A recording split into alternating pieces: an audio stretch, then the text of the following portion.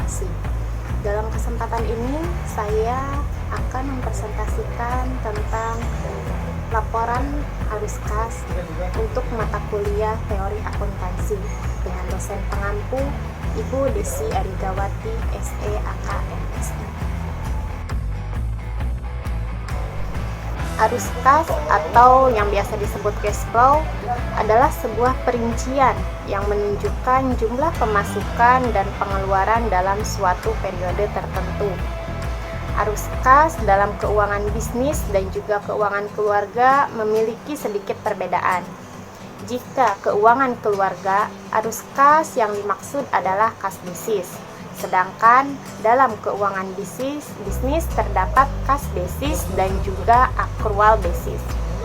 Laporan arus kas biasanya meliputi jumlah kas yang diterima. Contohnya seperti investasi tunai dan juga pendapatan tunai, dan jumlah kas yang dikeluarkan perusahaan. Tujuan dari laporan arus kas ini sendiri yaitu menyajikan informasi mengenai penerimaan dan juga pengeluaran kas dalam suatu periode akuntansi. Selain bermanfaat bagi perusahaan, laporan arus kas juga memiliki manfaat untuk investor, kreditor, dan juga yang lainnya. Di dalam arus kas ini memiliki 3 komponen atau 3 kegiatan. Yang pertama, kegiatan operasi, yang kedua, kegiatan investasi, dan yang ketiga, kegiatan pendanaan.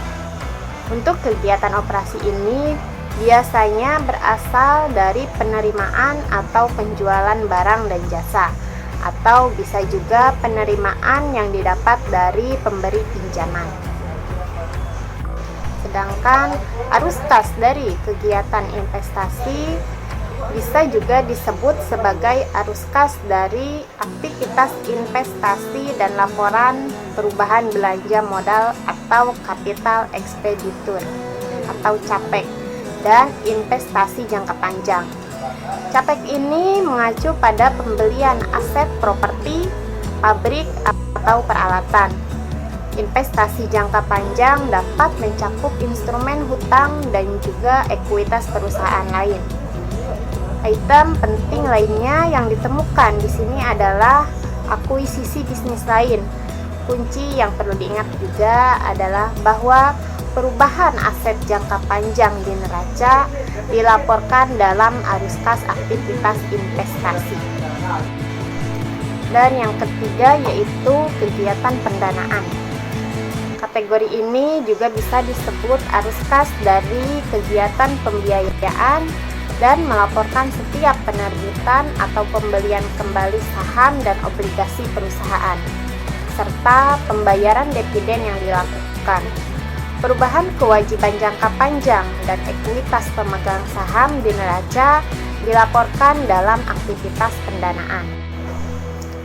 Kegiatan pendanaan ini juga bersumber dari pembelian saham, pembayaran dividen secara tunai, dan juga pembayaran hutang perusahaan jangka panjang. Selanjutnya yaitu aktivitas paling penting di dalam sebuah perusahaan seringkali berkaitan dengan kegiatan operasi. Catatan keuangan ini bisa dibuat dengan berpatok pada 2 sumber data, yakni neraca pada periode berjalan dan sebelumnya, serta laporan laba rugi pada periode ini. Untuk penyajiannya bisa dibuat dengan 2 cara, yaitu metode langsung dan juga metode tidak langsung. Perbedaan keduanya hanya terletak pada penyajian data yang berasal dari aktivitas operasi. Pada metode langsung, kegiatan operasional dikelompokkan ke dalam berbagai kategori, termasuk diperinci ke dalam 2 jenis arus kas masuk dan juga arus kas keluar. Sedangkan pada penyajian metode tidak langsung, arus kas pada kegiatan operasi ditentukan dengan mengoreksi laba bersih yang telah ada di laporan laba rugi. Jadi, metode tidak langsung ini memusatkan diri pada data yang sudah ada di neraca dan juga laporan laba rugi. Di sini ada contoh dari kegiatan operasi, yaitu dengan metode langsung dan juga metode tidak langsung.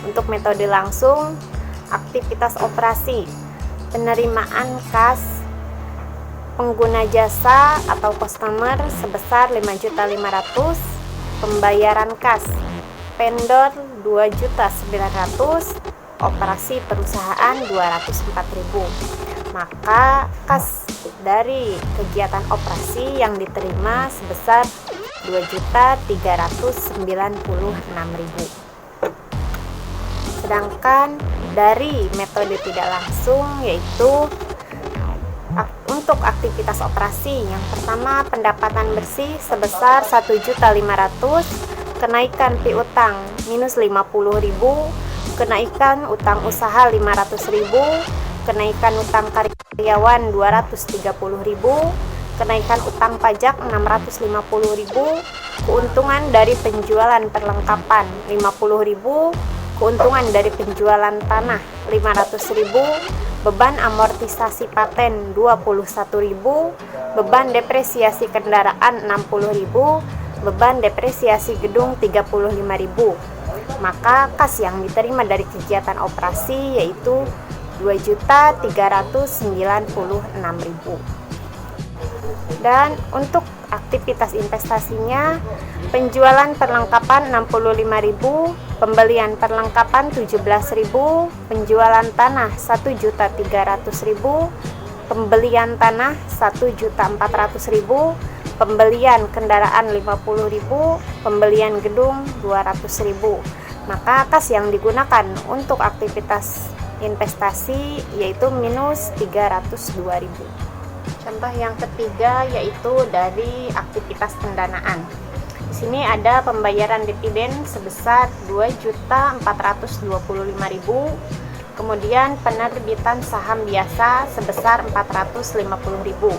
Maka kas yang digunakan untuk aktivitas pendanaan ini minus 1.975.000.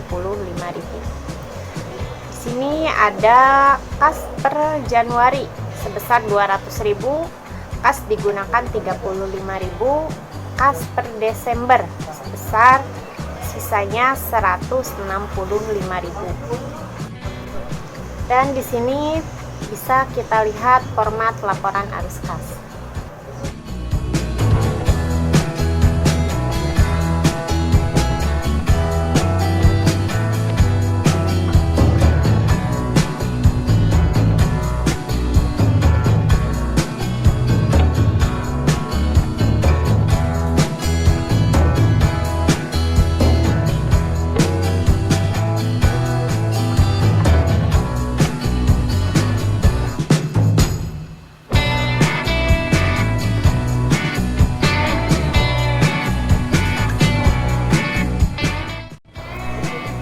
Terima kasih. Sekian dari saya. Semoga bermanfaat. Assalamualaikum warahmatullahi wabarakatuh.